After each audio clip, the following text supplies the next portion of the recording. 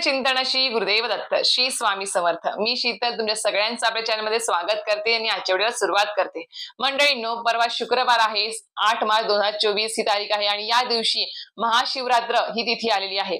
सर्वांना माहिती आहे की दरवर्षी माघ महिन्यातील कृष्ण चतुर्दशीला ही तिथी येत असते आणि महाशिवरात्र ही तिथी इतकी पवित्र आहे ना की गंगेच्या पाण्याप्रमाणे प्रत्येक थेंबाप्रमाणे ती अशी पवित्र तिथी आहे।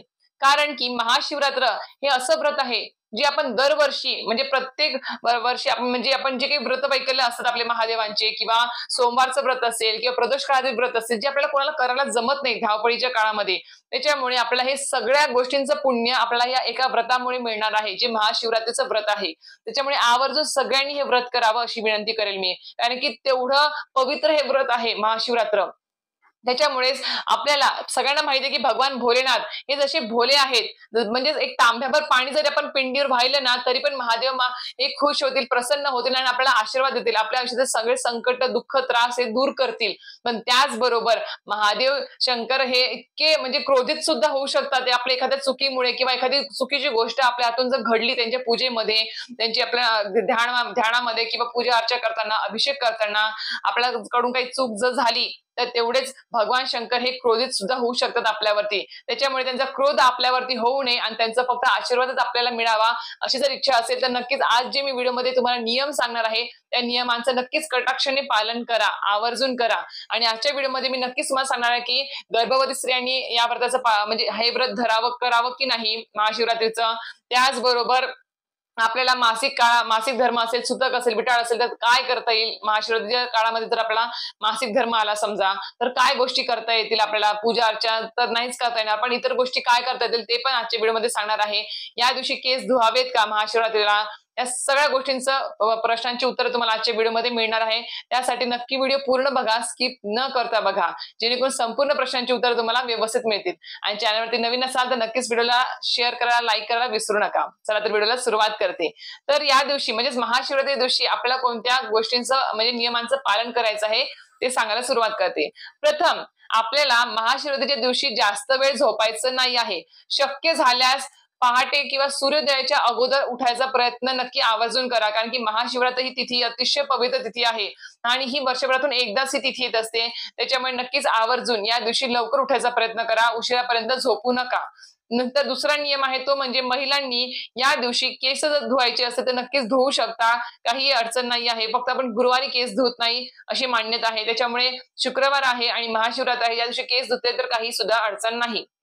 नंतरचा आहे ते नियम म्हणजे या दिवशी आपण आंघोळ करताना आवर्जून आंघोळीच्या पाण्यामध्ये काळ्या तिळाचा वापर करावा, कारण की जर काळे तीळ टाकून जर आंघोळीच्या पाण्यामध्ये आपण आंघोळ केली तर आपल्या घरामध्ये काही पितृदोष असेल किंवा आपल्याला काही काल सर्पदोष असेल तर या सगळ्या दोषातून मुक्तता होण्याची म्हणजे तुम्हाला ज्यातून मुक्तता होऊ शकते जर तुम्ही काळे तीळ टाकून आंघोळीच्या पाण्यामध्ये आंघोळ केली तर। त्यानंतरचा नियम आहे तो म्हणजे महाशिवरात्री दिवशी आपण पांढरे वस्त्र किंवा लाल वस्त्र आपण घालू शकता। नसेल तुमच्याकडे पांढरे वस्त्र किंवा लाल वस्त्र तर तुम्ही इतर कुठलेही डार्क कलरचे तुम्ही किंवा घालू शकता किंवा फेंट कलरचे तुम्ही घालू शकता कपडे। फक्त काळा रंग वर्ज्य करा, काळ्या कलरचे कुठलेही कपडे या दिवशी घालू नका आणि काळा रंगाचे कपडे घालून कुठलीही पूजा अर्चा महादेवांची करू नका आणि मंदिरात सुद्धा काळा रंग घालून जाऊ नका, वर्ज्य आहे काळा रंग कुठल्याही पूजेमध्ये किंवा चांगल्या गोष्टीमध्ये व्रतांमध्ये। त्यानंतरच आहे की महाशिवरात्री दिवशी आपण सगळ्यांना माहिती आहे की व्रत करत असतो, या दिवशी आपण गहू, तांदूळ, मैदा, रवा या गोष्टी सगळ्या आपण म्हणजे टाळतो आणि फक्त आणि उपवास करतो। म्हणजे या दिवशी तुम्ही साबुदाणा खाऊ शकता किंवा फळं, दूध, दही, ताक जे काही असेल त्या सगळ्या गोष्टी तुम्ही खाऊ शकता। पण तुम्ही ह्या ज्या गोष्टी आहेत गहू, तांदूळ सगळ्यांना माहिती आहे की ह्या गोष्टी आपल्याला खायच्या नाही आहेत। आणि हे जे महाशिवरात्रीचं जे व्रत आहे ते आपल्याला म्हणजे सूर्योदयापासून ते दुसऱ्या दिवशी पर्यंत आपल्याला हे पाळायचं असतं, म्हणजे असं नाही की रात्री लगेच सोडायचं असं नाही। त्याच्यामुळे ज्यांना शक्य आहे, जे वयस्कर मंडळी आहे, ज्यांना गोळ्या वगैरे चालू आहे, ज्यांना दिवसभर हे आता कोणाकोणाला साबुदाणा सुद्धा खाणं म्हणजे खाल्लेलं म्हणजे पचत नाही, साबुदाणा त्रास होतो काही काही लोकांना, नुसतं फळांवर दिवसभर राहणे तर दिवस पण खूप मोठा आहे। त्याच्यामुळे तुम्ही सगळे वयस्कर मंडळी आहेत, गोळ्या औषधे चालू आहेत त्यामुळे किंवा प्रेग्नेंट बायका असेल, गर्भवती स्त्रिया आहेत, त्यांना जर शक्य होत असेल तरच उपवास करा महाशिवरात्रीचा, नाहीच केला तरीही चालेल, फक्त मनोभावे श्रद्धेने फक्त महादेवांची सेवा करा, पूजा अर्चा करा, जप करा, ध्यान करा, मंत्र स्तोत्राचं पठण करा तरीही चालेल. आवर्जून फक्त एक तांब्याभर पाणी जरी तुम्ही अभिषेक केला किंवा रुद्राभिषेक जरी केला मनोभावे तरीही महादेव प्रसन्न होते तुमच्यावरती. आणि नाही उपवास केला तरीही चालेल. जर शक्य होत असेल, तुम्ही राहू शकत असाल फळांवरती किंवा इतर गोष्टींवरती तर करू शकता. पण नक्कीच तुमच्या गोळ्या औषधं चालू असतील, नाही सहन होते तुम्हाला दुसऱ्या दिवशीपर्यंत हा उपवास ठेवणं, तर नक्कीच उपवास न करता फक्त पूजा अर्चा मनोभावे श्रद्धेने करण्यावरती लक्ष द्या. त्यानंतरचा आहे तो म्हणजे या दिवशी म्हणजे महाशिवरात्रीच्या आदल्या दिवसापासून म्हणजेच उद्या पण भागवत एकादशी आहे, तर उद्यापासूनच आपल्याला ज्यांना कोणाला व्यसनाची सवय असेल, जे कोणते घरामध्ये मंडळी असतील तुमच्या जे व्यसनाधीन आहेत, कुठल्या ना कुठल्या प्रकारचं त्यांना व्यसन असेल, त्यांनी उद्यापासूनच व्यसन करायचं नाही आहे. म्हणजे उद्यापासूनच कुठल्याही प्रकारचं मांसाहार असेल, दारू तुम्ही पित असाल किंवा सिगरेट असेल, कुठल्याही प्रकारचं व्यसन आपल्याला महाशिवरात्री दिवशी करायचं नाही आहे. आणि आदल्या दिवसापासूनच आपल्याला हे सगळ्या गोष्टी बंद करायचे, तामसी पदार्थ खायचे नाही आहेत कुठल्याही प्रकारचे, जेणेकरून आपल्याला म्हणजे कुठल्याही प्रकारचं व्यसन जे आहे ते करायचंच नाही आहे या दिवशी. त्याचबरोबर या दिवशी म्हणजे महाशिवरात्रीच्या दिवशी आपल्याला म्हणजे ब्रह्मचर्याचं पालन आवर्जूनच करायचं आहे. नक्कीच हा कटाक्षाने पाळायचा आहे नियम. या दिवशी ब्रह्मचर्याचं पालन नक्कीच करायचं आहे. नंतरच आहे की या दिवशी म्हणजेच आपण महादेवाच्या पूजेमध्ये कधीही कोणीही हळद कुंकाचा वापर करू नये. म्हणजेच महादेवाच्या पिंडीवरती आपल्याला हळद कुंकू वाहायचं नाही आहे. कारण की आपली महादेव जे आहेत हे पुरुष तत्वाचे हे देव आहेत. त्याच्यामुळे त्यांनी जे वैराग्याचं अवतार धारण केला होता आणि वैराग्याचा अवतार धारण केल्यामुळे त्यांच्यावरती आपल्याला कुठल्याही प्रकारचं हळद कुंकू व्हायचं नाही आहे. कारण की हळद कुंकू हे सौभाग्याचं प्रतीक आहे, जे स्त्रिया सौभाग्याचं प्रतीक म्हणून आपल्या कपाळी लावत असतात. आपण देवीला वगैरे अर्पण करू शकतो, पण महादेवांना हळद कुंकू अर्पण करू नका. त्यांना तुम्ही अर्पण करायचं असेल पूजेमध्ये तर तुम्ही चंदन किंवा भस्म ह्या गोष्टी अर्पण करू शकता, पण हळद कुंकू नक्कीच आवर्जून तुम्ही ह्या गोष्टी टाळायच्या आहेत. हळद कुंकू व्हायचं नाही आहे. आणि अजून एक गोष्ट, पूजेमध्ये अक्षदा वाहताना ह्या अख्ख्या म्हणजे तांदूळ जे आहे ते अख्खा असावा, तुटलेला चिरलेला तांदूळ नसावा. अशा अक्षदा महादेवाच्या पिंडीवर वाहू नका. नक्कीच थोड्याशा अक्षता घ्या, त्या नीट व्यवस्थित बघून घ्या की पूर्ण तांदूळ आहे का, अक्षता आहेत का, आणि नंतरच त्या व्हायच्या आहेत. हा एक नियम नक्कीच पाळायचा आहे. त्यानंतर आपल्याला महाशिवरात्रीच्या पिंडीवर तुम्हाला सांगितलं चंदन भस्म तुम्ही अर्पण म्हणजे लावू शकता हळद कुंकू सोडून.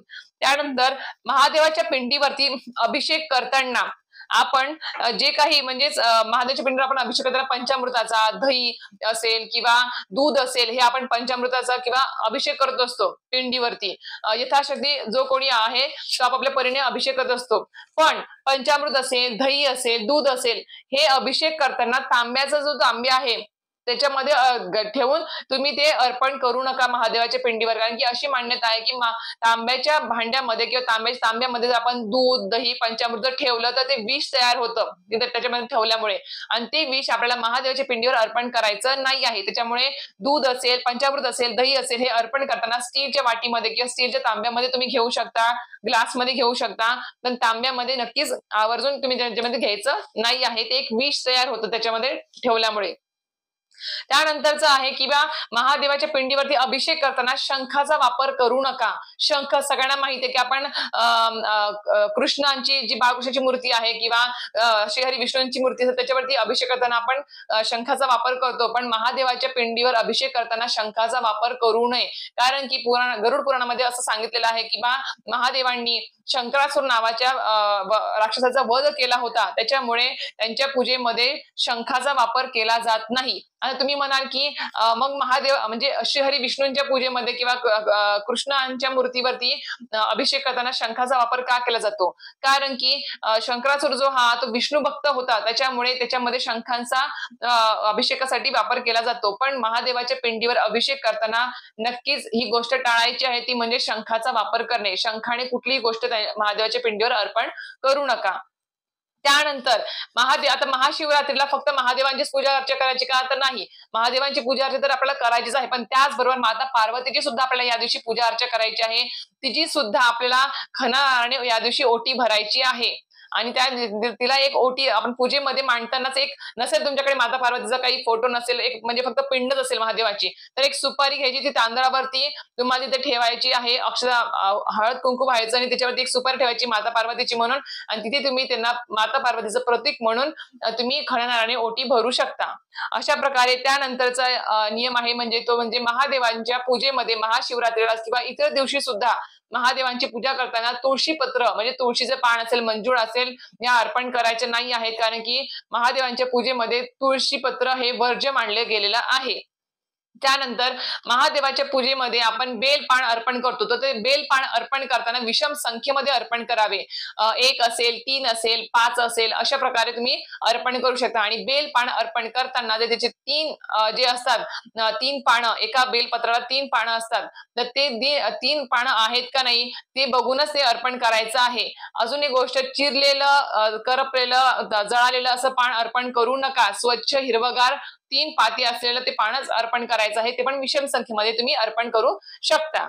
त्याचबरोबर या दिवशी आपल्याला महादेवाच्या पूजेमध्ये तुम्ही मग मंदिरात असेल किंवा घरी पूजा करणार असाल, त्या पूजेमध्ये आपल्याला चाफा, केवडा, केतकी ही फुले अर्पण करायची नाही आहे. तुम्ही पांढरी फुलं असेल, बेलाचं पान असेल, बेलाचं फळ असेल, या प्रकारे तुम्ही इतर ह्या ज्या काही गोष्टी आहेत ते अर्पण करू शकता.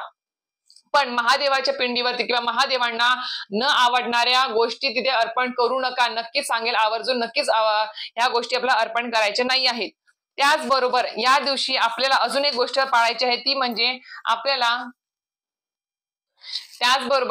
महाशिवरात्रीच्या दिवशी दिवसभर आपण मग काय करतो की पूजा सकाळी करून घेतली, मग दुपारी आपण आराम करतो किंवा झोपतो, पण या दिवशी आपल्याला झोपणं टाळायचं आहे. दिवसभर होईल तेवढी जास्तीत जास्त महादेवांची आपल्याला पूजा अर्चा, ध्यान, सेवा, मंत्र, स्तोत्र करायचे आहेत. आणि त्याचबरोबर अजून एक महत्वाची गोष्ट, आता घरामध्ये तुम्ही पूजा अर्चा करताल, पूजा मांडणी करताल, महादेवांची अभिषेक करताल, सगळ्या गोष्टी कराल, पण त्याचबरोबर घरामध्ये अतिशय महत्वपूर्ण नियम आहे हा, तो म्हणजे घरामधलं जे वातावरण आहे ते वातावरण प्रसन्न ठेवायचा, भक्तिमय ठेवायचा प्रयत्न करा आवर्जून. नाहीतर इकडे पूजा अर्चा करताल, अभिषेक करताल आणि इकडे एकमेकांना शिव्या देतायत, ओरडतायत, चिडचिड करतायत घरामध्ये, कारण की वास्तू तथास्तु म्हणत असते.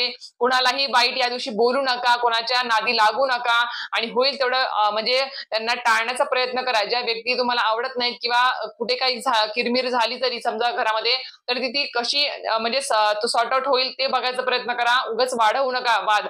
अशा प्रकारे घरामध्ये प्रसन्न वातावरण ठेवायचं आहे, धार्मिक प्रसन्न वातावरण ठेवायचं आहे. कुठल्याही प्रकारचे भांडण, तंटे, किरकिर होणार नाही याची काळजी घ्यायची आहे. कारण की घरातलं वातावरण जर प्रसन्न असेल आणि तुम्ही जर प्रसन्न मनाने भक्तिमय वातावरणामध्ये जर तुम्ही महादेवाच्या पिंडीवर अभिषेक केला आणि त्या दिवशी दिवसभरामध्ये जर वातावरण प्रसन्न घरामध्ये जर राहिलं, तर नक्कीच त्याचं पण तुम्हाला फळ हे चांगलंच मिळणार आहे, त्याचं पण पुण्य मिळणार आहे. ना तर घरामध्ये वादविवाद, भांडण, तंटे, किरकिऱ्या, आणि इकडे महादेवाच्या पिंडीला पंचपक्वान्नांचा नैवेद्य दाखवताय, अभिषेक करताय, सजावट खूप छान केली आहे, तर असं करून जमणार नाही. आपल्याला सगळ्या गोष्टींचीच काळजी घ्यायची आहे या दिवशी, कारण की ही तिथी अतिशय पवित्र आहे. आणि या दिवशी ज्या कुमारिकांचे विवाह जमत नाही आहेत घरामध्ये, किंवा मुलं असतील त्यांचे पण विवाह जमत नसेल, तर त्यांनी सुद्धा या दिवशी महाशिवरात्रीचं व्रत करावं, व्रताचं पालन करावं, त्यांची पूजा अर्चा करावी, अभिषेक करावा या दिवशी, आणि मनोभावे श्रद्धेने भगवान शंकरांना विनंती करावी की लवकरात लवकर विवाह जुळून यावा. तर नक्कीच इच्छा महादेव महाराज नक्कीच पूर्ण करतील. आणि अशीच विनंती करेल की ह्या सगळ्या म्हणजे जे काही नियम सांगितले आहेत ते हे महाशिवरात्रीच्या व्रताच्या दिवशी ह्या नियमांचं पालन करा, आवर्जून करा. कारण की कुठे ना कुठेतरी काहीतरी चूक आपल्या हातून घडत असते जी आपल्याला माहिती नसतो. त्याच्यामुळे हे नियम तुम्हाला सांगितलेले आहेत. नियमांचं पालन करून महाशिवरात्रीचं व्रत करा, आणि नक्कीच महादेव महाराजांचा आशीर्वाद तुम्हाला नक्कीच मिळो, तुमच्या कुटुंबावरती राहो, हीच ईश्वरचरणी प्रार्थना करेल. आणि आजचा व्हिडिओ, आजची माहिती आवडली असेल तर नक्की लाईक, शेअर आणि सबस्क्राईब करायला विसरू नका. श्री स्वामी समर्थ.